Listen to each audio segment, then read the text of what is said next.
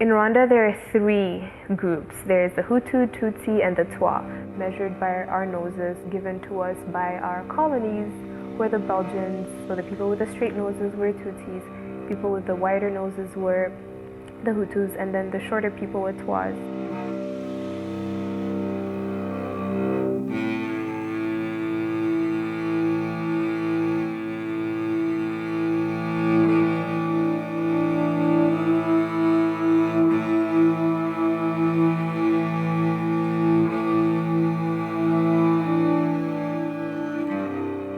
It was one group of people thinking that the other group is not worthy.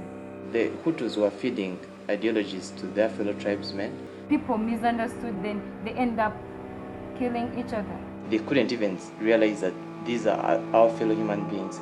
So in that case, they started losing their humanity. So the genocide took place in the communities. Everyone was there. Like a woman had maybe did not commit a genocide, but her husband was involved in the genocide.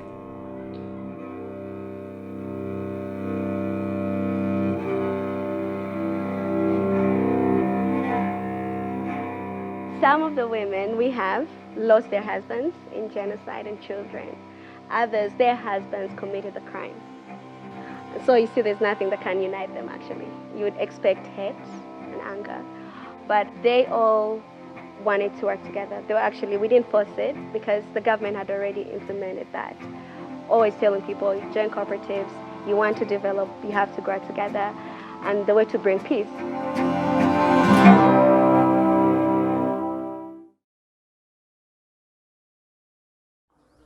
Muri icyo gihe ubwo twatangiye 95 mu kwezi kwa mbere nibwo twahuye nkaba nari mfite imirima bwira abagore tubanza guhinga imyumbati duhinze duhubwo nibwo twagiye duhura tukaganira turi mu buhinzi bwacu nta kindi hari abazi kudoda bakora ubudozi abandi duhurira mu buhinzi. What they all did was farming. That's the common thing they all did. They all knew how to farm because it was the only way they survived before the war and after. Kubera ko intambara ikimara kurangira muri 1995 abantu bose nta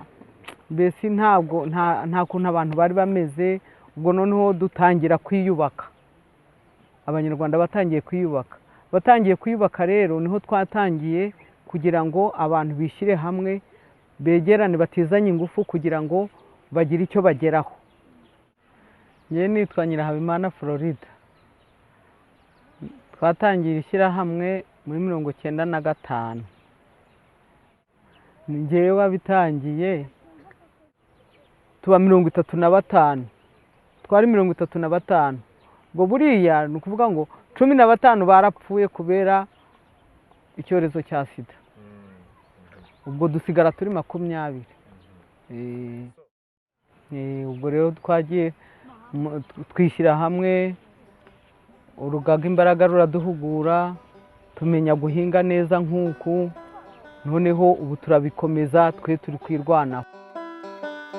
But in agriculture in Rwanda is very special because my country, our economy is based in agriculture. More than 18% of Rwandans are involved in agriculture. The population of Rwanda, majority of them are women. So in every field you find there are more than men. 75% of women are involved in agriculture. Ni ngombwa gushyira abagore muri bikorwa bijyanye n'ubuhinzi cyane kurushaho kubera ko cyambere nibo benshi bagize abaturage bacu. Ikindi cya kabiri nuko mu muco wacu umugore abari mu mutima w'urugo niwe ureba ibintu byinshi akabasha kubiha agaciro mu bijyanye no kwizigama no kubikira ejo hazaza. Ugasanga rero kubinjiza muri ibikorwa by'ubuhinzi birushaho kwihutisha iterambere. Ikindi nuko abagore burya muri bo bafite umuco uko icyo bagiyemo mu gihugu cyacu bakijyamo neza kandi bakacyuzuza ku ijana. mu bijyanye n'ubuhinzi muno murenge wacu wa Mukura hari ibikorwa byinshi by'ubuhinzi bihakorerwa, ariko ibikorwa binini byibanda ku bijyanye n'ibihingwa ngandurarugo, ibihingwa bibasha gutuma abaturage barushaho kubaho neza ndetse no kubazanira amafaranga. I can say that the problem we have in Rwanda, women are involved at the grassroots of the sector. They are more involved on preparing land, on cultivating, on doing many things. So I think the challenge we have is that men, they only involve themselves when we arrive at the market level. As a woman, I think because of the inequalities that we've grown up with, you're forced to work 10 times harder. With the value chain of the business production, you have to know who decide which seed to grow. Who decide which seed to grow is the men. Then who will go and purchase that seed? Travel a long distance. Who will go and purchase it? The women. Who will dig the land? Men and women. Who will plant? Who will weed? The women. Who will apply fertilizers? Sometimes men will help. Who will look after the crops? Those are the women. Who will go and harvest? Those are the women. Who will bring the harvested crops back home? Those are the women. Then who will sell? Those are the women. Then who will get money? That is the men. You see? So which means all along the value chain, you see where it involves cash, men will be actively engaged. But where it's not cash, men won't come. Women are more involved in production, also in caring for the family. Iyo wigishije umugore buryo uba wigishije igihugu. Ubwo rero ni ukuvuga ko umugore wize ntabwo ahora ari avuga areba atekereza ku giteza imbere urugo rwe, abana be, aho atuye gutyo. Muri iki gihe rero bafite abaturage bakoranye n'abafatanyabikorwa babasha guhugurwa mu bijyanye no guhinga imbuto ndetse n'imboga, bakaba ari urugero rw'abandi batangiye kugenda bigisha abandi uburyo bashobora guhinga imboga, bagahinga imbuto, bikaba byabateza imbere ariko bikanateza imbere n'umurenge muri rusange. My community was changing only because people change perspective. We're looking at agriculture in a different perspective way to become a business. Ikindi narahindutse mu myumvire. Ikindi bituma ntahora nteze amaso umugabo. Ubwo yajyaga mbona ategereza wenda ko muzanira agatungwa wenda nibyo namuzanira, ariko ubu ngubu mbona hari imbaraga yanyunganiye kuko njya kubona nkabona akambwira ati mfite iki cya kintu nanjye nzanye tukagihuriza hagati. I would encourage people that they empower women in terms of knowing how to do the best agriculture techniques, how to maximize the production, how to take the market positioning, how to sell their product, how to promote their product. With that, they will have access on information, then they will have improved knowledge, then they will have high productivity, they will have income generating activities, and then they will be just rich, or they won't be poor as such. Ngewe maze gutera imbere mu bworozi bumaze kunteza imbere. Nanjye byinshimiye ko mbaye wa mugore uzamutse, icyo nshaka cyose nkakiha. Numvaga na bagenzi banjye bashobora gutera imbere, nabaha akazi biri bumvikana ko muri bwa bworozi bwanjye, n'ifumbire nkaba nayigurisha, na wa mukama hakaba abo mpaye amata yo kunywa kugira ngo bafashe abana babo, nandi nkajyana ku isoko. Ubwo gutera imbere kwanjye rero guhita kuzamuka, ngenda nanjye numva binshimishije. Ikintu cyose iyo ugikoze ukishimiye, nk'ubu ndi umuhinzi, ndabyishimiye, ndi umuhinzi wabigize umwuga, ugakora ikintu ukishimiye, nta gituma kitaguteza imbere. Noneho n'abagenzi bawe iyo kubona aho uri, uko uri guhinga, babona biguteza imbere, bagira ka kantu keza ko kwishima ati uhinga ute, watubwiye ikintu ukoresha. Icyo gihe umuhise umuti, nkoresha ifumbire, mbigenza gutya ntabwo nyitera mu kajagari, ntera ku murongo, ukabona ko wa murongo uteraho n'ubundi ubona byiza bizamuka rwose bimeze neza. Yewe mwaje neza maze murakazi musanze mwaje neza, yewe mwaje neza, kugenderana ni byiza, kugenderana ni byiza, umuco w'iwacu ntugacike, yewe mwaje neza. Women are being more educated and they're having more skills, which some of them are investing in agriculture and in the leadership in order to uplift the agriculture sector in Rwanda. Once now women have access to those opportunities, agriculture doesn't only remain a choice, but it has been something that now has a meaning. To improve the agriculture is to improve the production, is to improve the livelihood, is to improve the economic status of the household.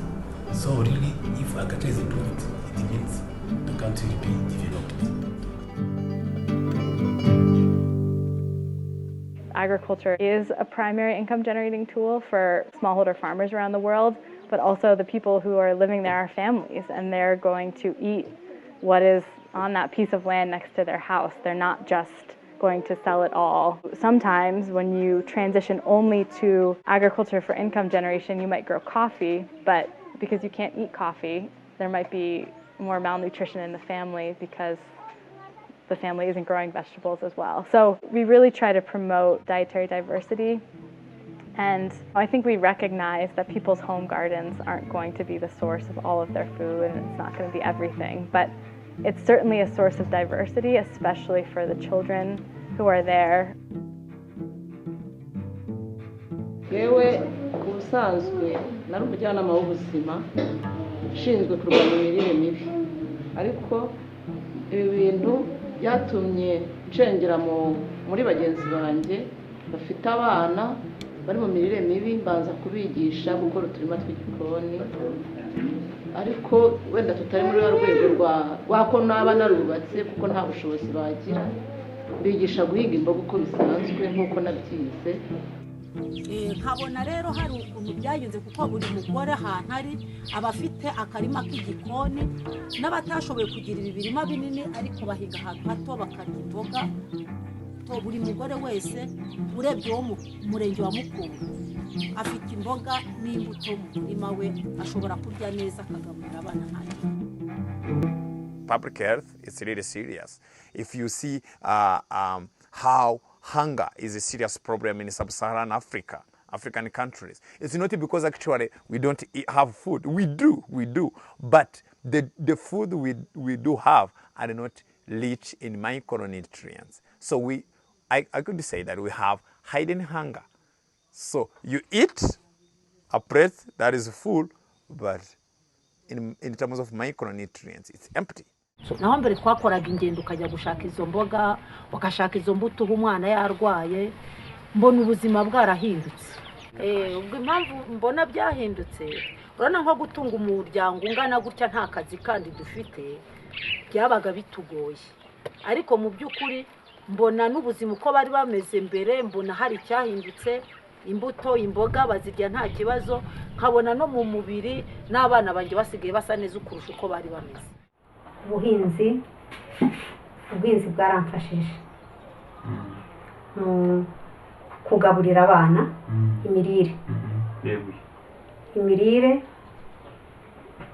imirire yarahindutse, twabashije kurya indyo yuzuye. Ntabwo nari nzi gutegura indyo yuzuye kuko ntabonaga ibikoresho, ariko ubu nsigaye ntegura indyo yuzuye, nkamenya indyo yuzuye uko itegurwa, kandi n'abaturanyi banjye ndigisha uko bategura indyo yuzuye, ubu nabo bafite imirire myiza, bahagaze neza, turakomeye. The fact that people spend a tremendous amount of work, on their farms, in their fields. And when you see what they produce, I don't feel that it really compensates all these efforts that they invest.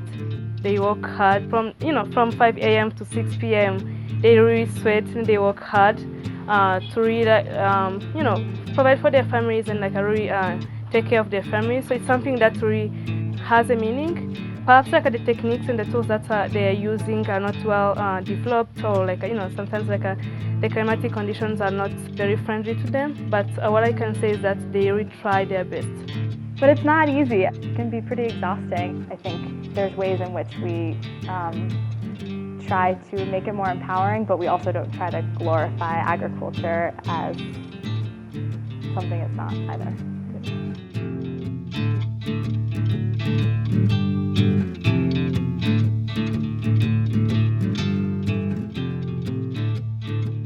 Gardening in food prep in 95-degree heat, carrying crates that are, 55 pounds, and it's back-breaking work.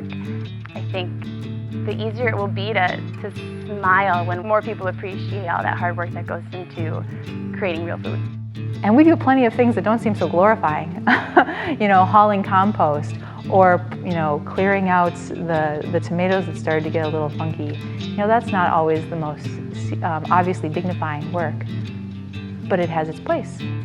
I think it's a great education because you see things, you feel things, you hear things that you've never heard, and it all becomes a part of you.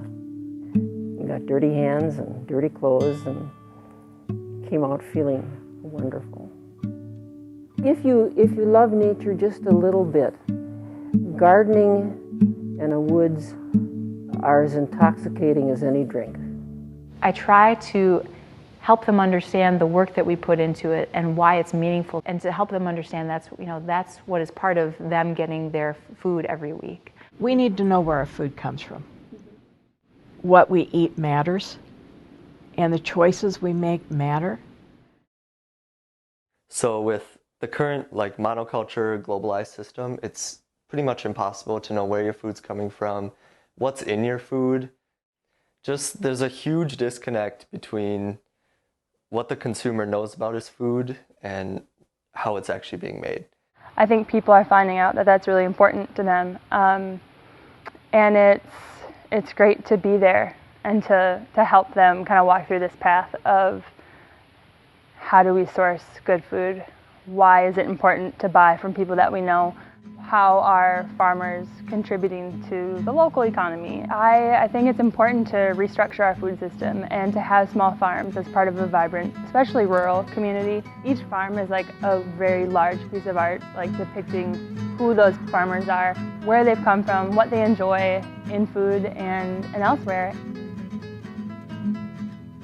Well, on a sustainability standpoint, it's more environmentally friendly to have local food. And then economically, if everyone eats the food that's grown locally, then it has the potential to be more economically stable. We can help teach people how important food is, to your health and to tradition and culture and the future of healthy rural communities. I really think that there are strides being made by small farmers, and specifically that's really important to us. It nourishes the land because we don't use chemicals and we work it with our hands. And it nourishes bodies that are eating our food. And it nourishes the people that work there because we have a relationship with each other, with the community, and with the soil that we work on every day.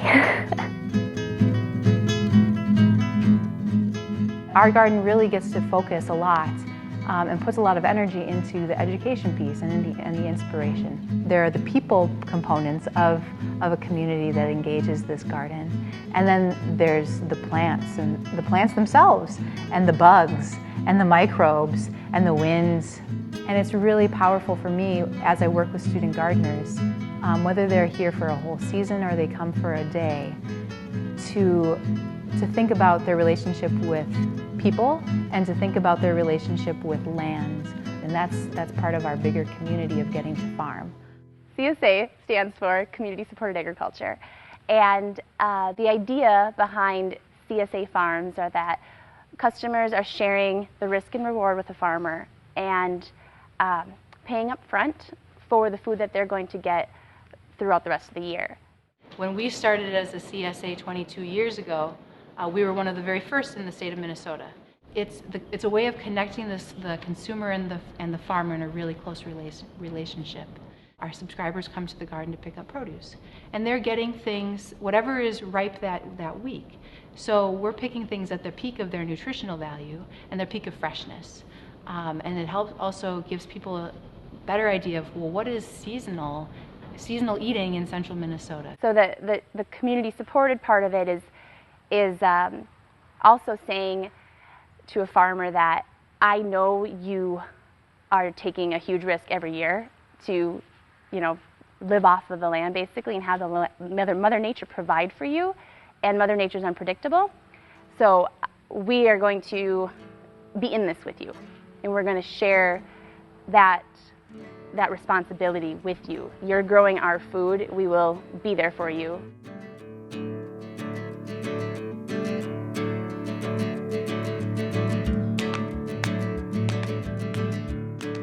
The act of farming, whether you call it farming or gardening, whether it's like in a sack in your apartment or you're volunteering at a farm for the summer, I think that there's incredible connection that people have with each other around the world. And I've seen farmers from Canada or farmers from the US coming here and just immediately having this connection with women that are farming here because they both understand what it takes and they know both the hard work and the appreciation that comes out of this act. I think that by working and having friendships and partnerships with other women in agriculture helps me feel like I have a place. It helps me feel like I have a community.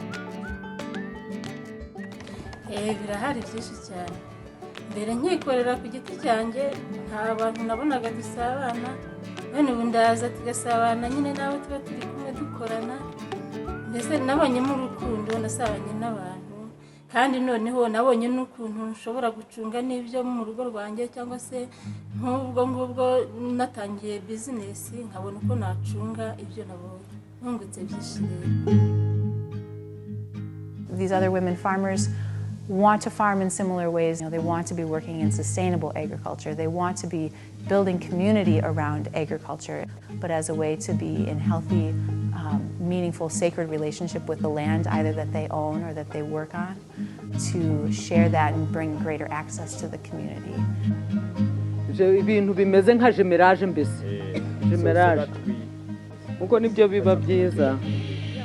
Oya nibyo byiza. Noneho natwe tukagira jemerage n'abandi bahinzi bari hano. Noneho bakaje baratubwira bati twebwe iwacu bimeze gute. Noneho natwe tukababwira tuti iwacu bimeze gute. But my hope is that every Rwandan woman knows what to do. Our government is very encouraging us to participate in leadership. It's giving us education for all. I wish all the Rwandan women could grab that opportunity. If we're talking about a global world, then we need to step back and say what other people need. I see the balance is going to have to be giving, sharing technology, sharing expertise. Rwanda is leading by example. We have huge opportunities and potentials. We will learn from other countries, but also they learn from us. But this issue of togetherness, having the three actors, consumers, farmers, and then researchers all together. Try to take a second and just think about where it's coming from and how your money can help support local communities. Just talking about it. Basically supporting farmers markets, supporting CSAs. All you need is a spade and a rake and a strong back. And when you are in a little garden, you do what we all should do. You kneel before nature. And that's important. And I think that continuing to inspire and help people understand and be part of it. Have the hands-on experience of like, oh, this is what it feels like in my body to be outside for an hour digging potatoes or washing carrots or snacking on that green bean that I just picked. I think more and more people having that experience or creating spaces for people to do that will encourage more small farms like ours, or more community gardens, or more backyard gardens. Put the culture back in agriculture. You know, make food something that's celebrated and it's not viewed as something as inconvenient. We can seem overwhelmed by saying we can't make any difference, and I think that's totally erroneous. We can make lots of difference.